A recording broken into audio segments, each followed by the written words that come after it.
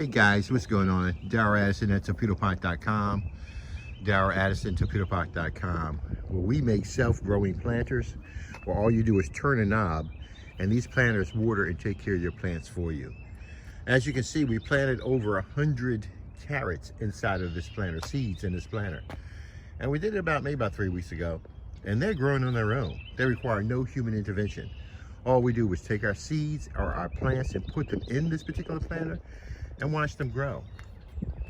So of these 1,000 seeds that we have inside of this planter, we like eating carrots. Last year, in one of these planters, 20-inch planters, you must have grew about 30 carrots inside of the planter, and we would harvest them as we need them. So we would have the plants grow and grow, and we would pull the tops out, we'll eat the tops, or we'll save the bottom roots and we'll eat the roots. So you determine what you want to do with your crop.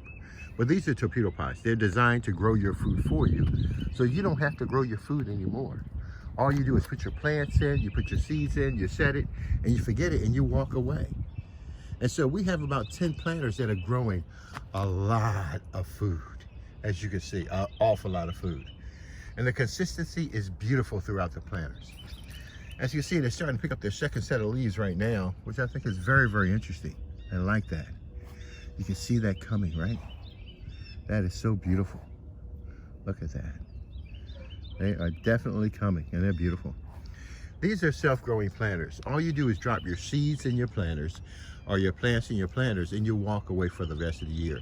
You don't have to do anything. And therefore, we took the liberty to plant hundreds of carrot seeds in each one of these planters because they grow by themselves. They don't require any human intervention at all by themselves.